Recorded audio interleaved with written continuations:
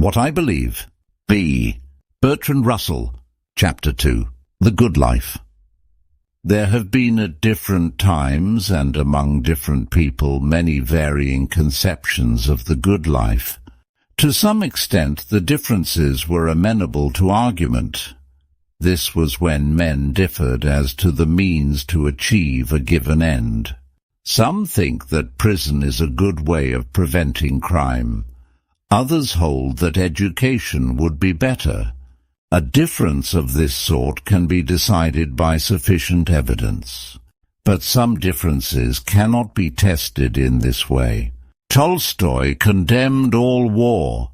Others have held the life of a soldier doing battle for the right to be very noble.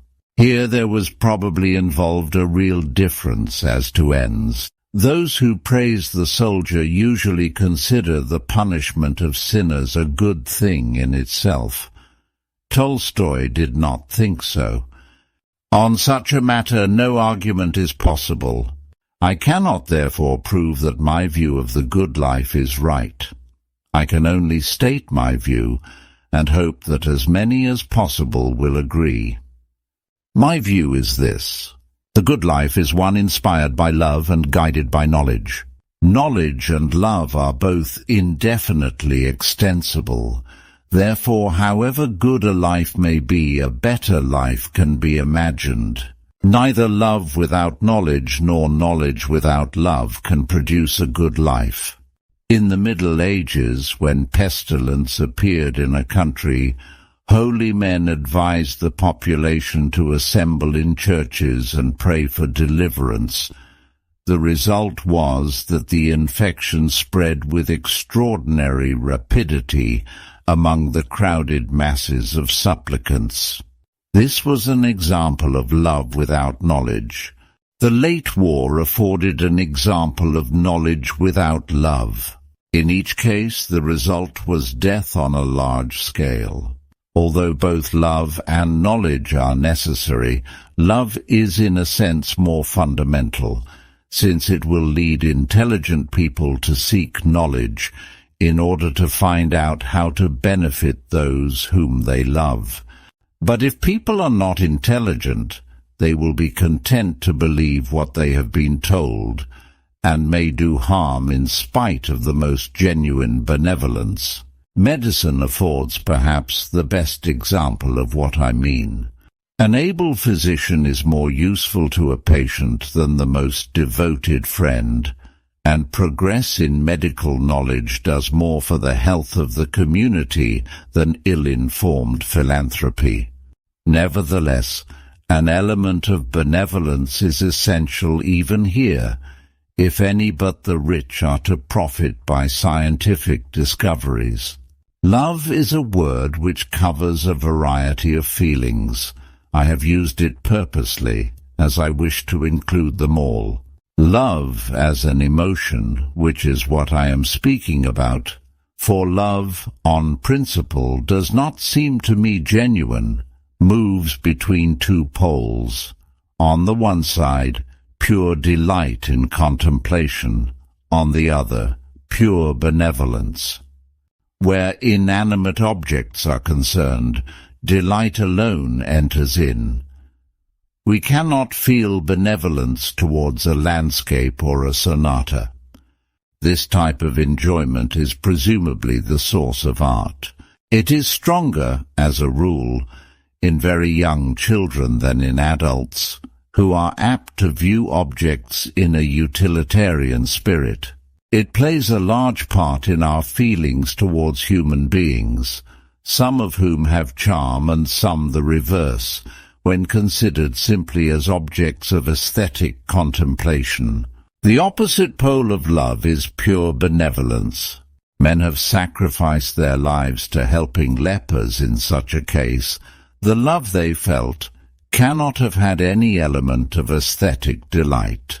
Parental affection, as a rule, is accompanied by pleasure in the child's appearance, but remains strong when this element is wholly absent.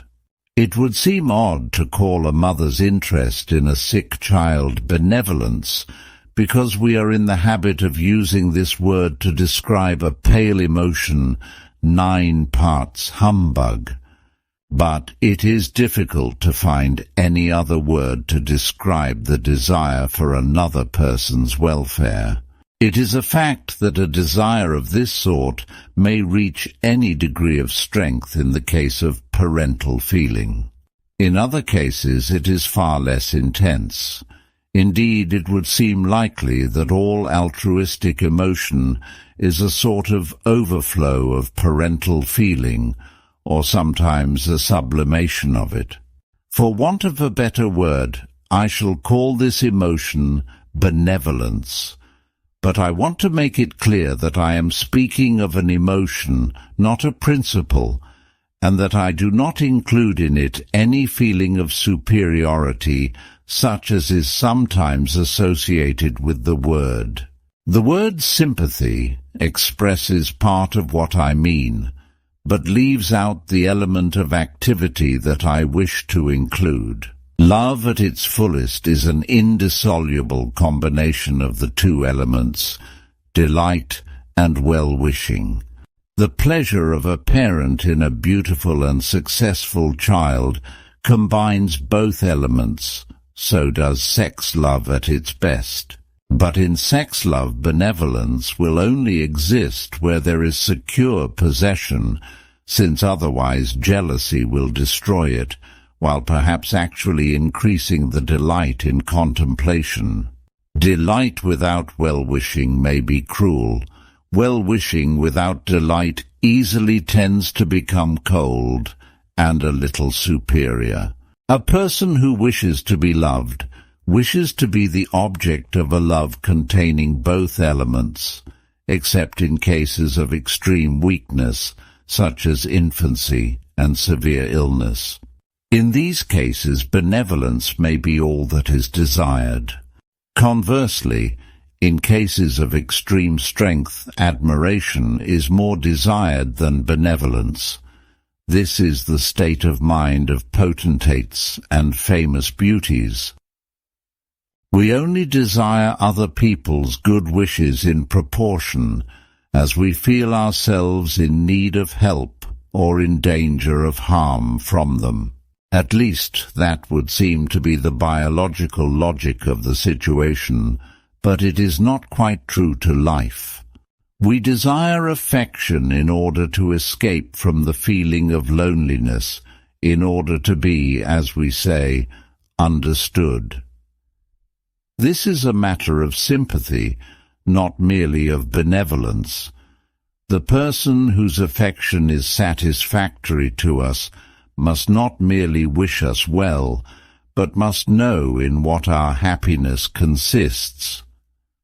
But this belongs to the other element of the good life, namely knowledge. In a perfect world, every sentient being would be to every other the object of the fullest love, compounded of delight, benevolence, and understanding, inextricably blended.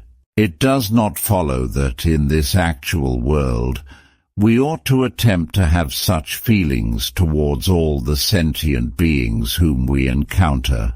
There are many in whom we cannot feel delight, because they are disgusting. If we were to do violence to our nature by trying to see beauties in them, we should merely blunt our susceptibilities to what we naturally find beautiful. Not to mention human beings, there are fleas and bugs and lice. We should have to be as hard-pressed as the ancient mariner before we could feel delight in contemplating these creatures. Some saints, it is true, have called them pearls of God, but what these men delighted in was the opportunity of displaying their own sanctity. Benevolence is easier to extend widely, but even benevolence has its limits. If a man wished to marry a lady, we should not think the better of him for withdrawing if he found that someone else also wished to marry her. We should regard this as a fair field for competition. Yet his feelings towards a rival cannot be wholly benevolent.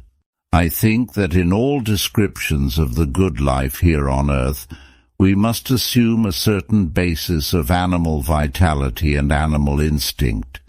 Without this, life becomes tame and uninteresting. Civilization should be something added to this, not substituted for it. The ascetic saint and the detached sage fail in this respect to be complete human beings. A small number of them may enrich a community, but a world composed of them would die of boredom. These considerations lead to a certain emphasis on the element of delight as an ingredient in the best love. Delight in this actual world is unavoidably selective and prevents us from having the same feelings towards all mankind. When conflicts arise between delight and benevolence, they must, as a rule, be decided by a compromise, not by a complete surrender of either. Instinct has its rights, and if we do violence to it beyond a point, it takes vengeance in subtle ways. Therefore, in aiming at a good life, the limits of human possibility must be borne in mind. Here again, however, we are brought back to the necessity of knowledge. When I speak of knowledge as an ingredient of the good life, I am not thinking of ethical knowledge, but of scientific knowledge and knowledge of particular facts. I do not think there is, strictly speaking, such a thing as ethical knowledge. If we desire to achieve some end, knowledge may show us the means, and this knowledge may loosely pass as ethical. But I do not believe that we can decide what sort of conduct is right or wrong, except by reference to its probable consequences. Given an end to be achieved, it is a question for science to discover how to achieve it. All moral rules must be tested by examining whether they tend to realize ends that we desire. I say ends that we desire, not ends that we ought to desire.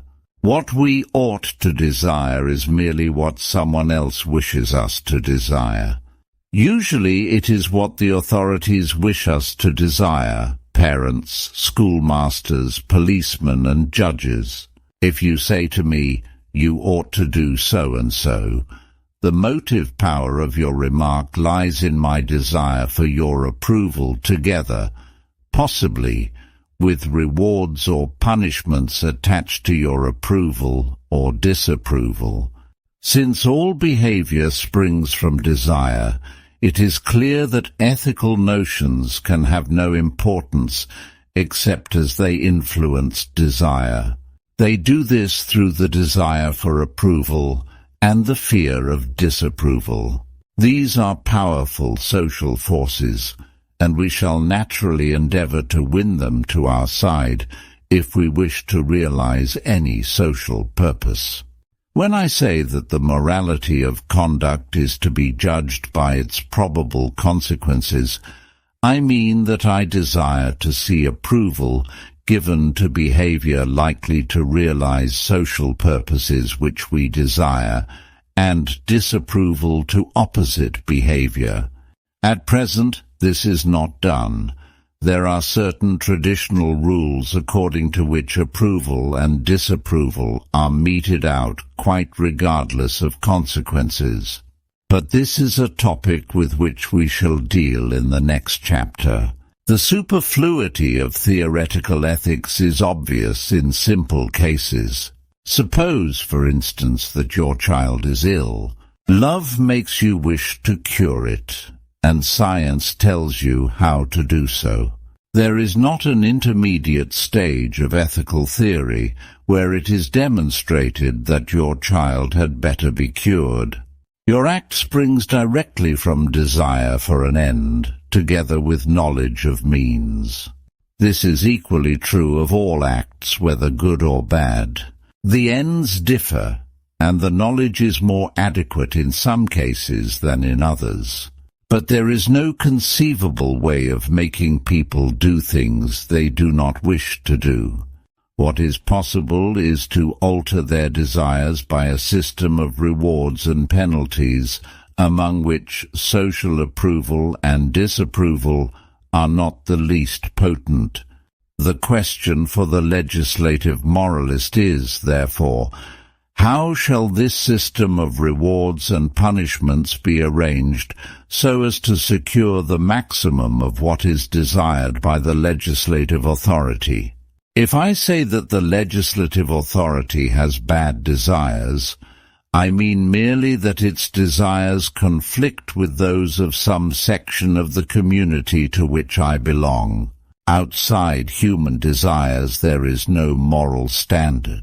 Thus, what distinguishes ethics from science is not any special kind of knowledge, but merely desire. The knowledge required in ethics is exactly like the knowledge elsewhere. What is peculiar is that certain ends are desired, and that right conduct is what conduces to them. Of course, if the definition of right conduct is to make a wide appeal, the ends must be such as large sections of mankind desire. If I defined right conduct as that which increases my own income, readers would disagree. The whole effectiveness of any ethical argument lies in its scientific part, i.e., in the proof that one kind of conduct, rather than some other, is a means to an end which is widely desired. I distinguish, however, between ethical argument and ethical education. The latter consists in strengthening certain desires and weakening others. This is quite a different process, which will be separately discussed at a later stage. We can now explain more exactly the purport of the definition of the good life with which this chapter began. When I said that the good life consists of love guided by knowledge, the desire which prompted me was the desire to live such a life as far as possible, and to see others living it. And the logical content of the statement is that, in a community where men live in this way, more desires will be satisfied than in one where there is less love or less knowledge. I do not mean that such a life is virtuous, or that its opposite is sinful, for these are conceptions which seem to me to have no scientific justification.